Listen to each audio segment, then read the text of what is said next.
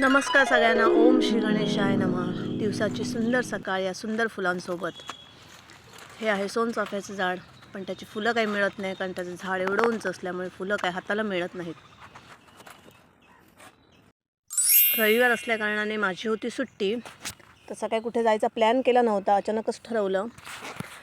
माझ्यासोबत आहेत दीक्षा वहिनी.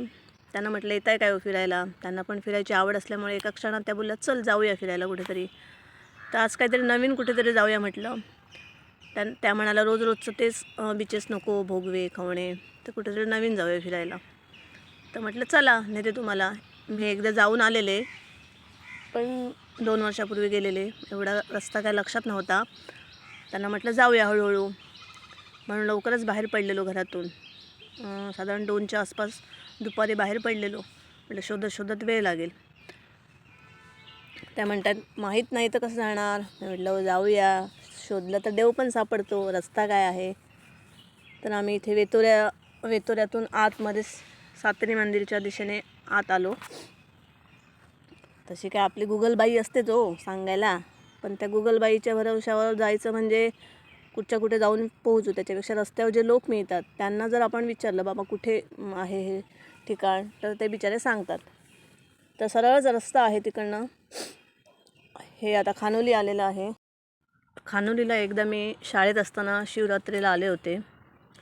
त्यानंतर काय कधी नाही येणं झालं इकडे. तर खानोलीवरून सरळ आम्ही आलो पुढे. कुठे वळण वगैरे नाही आहे, सरळच रस्ता आहे. ह्या स्पॉटला आल्यावर एवढं थंड वाटत होतं ना, असं वाटलं की कुठेतरी थंडगार हवेच्या ठिकाणी आलो आहे. म्हणजे एवढं कडकडत्या उन्हातसुद्धा थंडगार वाटत होतं. आम्ही गप्पा मारत मारत गोष्टी मारत आलो. गोष्टी म्हणजे काय हो, आमच्या घरातल्याच 2 बायका म्हणजे काय घरातल्याच गोष्टी असणार. तर इथे दाबोली रोडवर ही माशाची जाळी वाळत घातली होती. तिथे विचारलं तर ते म्हणाले बोर्ड असेल कोंडुरा बीच म्हणून, तिथून आतमध्ये टर्न मारा. तर आम्हाला फायनली बोर्ड दिसला आणि आतमध्ये आलो. इथून सरळच निघायचं आहे. तुम्हाला माहीतच असणार हो, तरी पण आपलं सांगते. सरळच निघायचं आहे तिथून. इथे आंब्यांना मोहर लागलेली झाडं दिसली. असं वाटलं की यंदा आंबे भरपूर खायला मिळणार. थंडी पडल्यामुळे छान मोहर लागला आहे. फायनली आम्ही आमच्या स्पॉटला येऊन पोचलो. तर हे आहे कोंडुरा बीच. मागच्या वेळी आलो तेव्हा इथे एक हॉटेल होतं. इथे आम्ही भजी वगैरे खाल्ली होती. चिप्स वगैरे पण मिळाले, त्यामुळे काय आणलं नव्हतं. पण शोधलं दुकान, तर ते काय दुकान इथे नव्हतं. आणि येताना आम्ही काहीच आणलं नव्हतं खायला. फक्त पाण्याची बॉटल घेऊन आलेलो. हे लोक जेवण करत होते. आज रविवार असल्यामुळे नॉनव्हेजचाच बेत होता त्यांचा. असा जो वास सुटला होता त्याच्यामुळे आमच्या पोटात कावळे ओरडायला सुरुवात झाली होती. म्हटलं आता काय पर्याय नाही आहे आपल्याकडे, फिरूया आणि मग घरी जाऊया. तर इथे आम्ही लिंगेश्वर मंदिरात पहिल्यांदा आलो. बाहेरून असल्या कारणाने थोडा वेळ मंदिरातच थांबलो. थोडे फोटोज वगैरे काढले. मग त्यांना म्हटलं चला जाऊया. तेवढ्यात इथून बघा गोरी लोक आली. त्यांना बराबाई पत्ता मिळतो इकडचा. बरोबर शोधत शोधत येतात. किती आहेत ती बघा. त्यांना थोडं बघितलं, त्यांचे पण फोटो काढले जरा.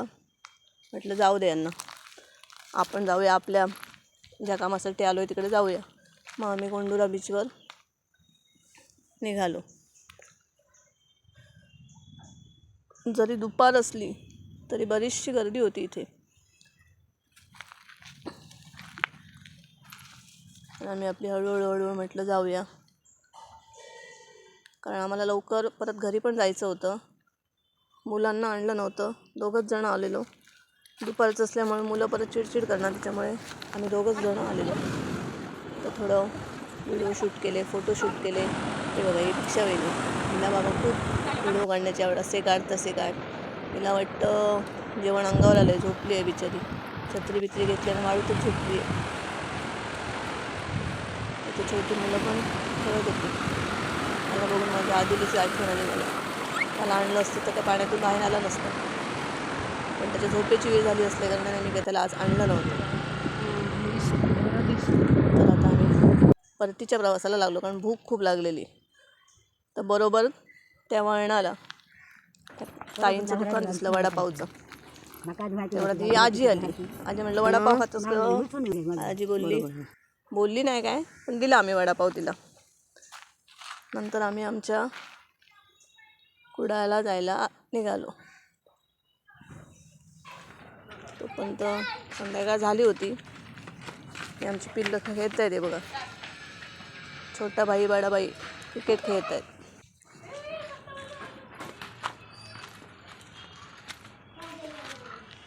तर अशा प्रकारे आजचा दिवस संपला. पण छान गेला आजचा रविवार माझा. तुम्ही पण जाऊन या कोंडुरा बीचवर. छान आहे कोंडुरा बीच. पण जाताना मात्र खायला घेऊन जावा, नाहीतर काय खरं नाही. आमच्यासारखं उपाशी राहावं लागेल. तर याचं काहीतरी चालू होतं. तो बाजूचा एक मुलगा त्याच्यासोबत खेळत होता. तर चला आजचा ब्लॉग इथेच संपूया. शुभरात्री. तुम्हाला हा ब्लॉग आवडल्यास लाईक करा, शेअर करा आणि सबस्क्राईब करा. Bye bye.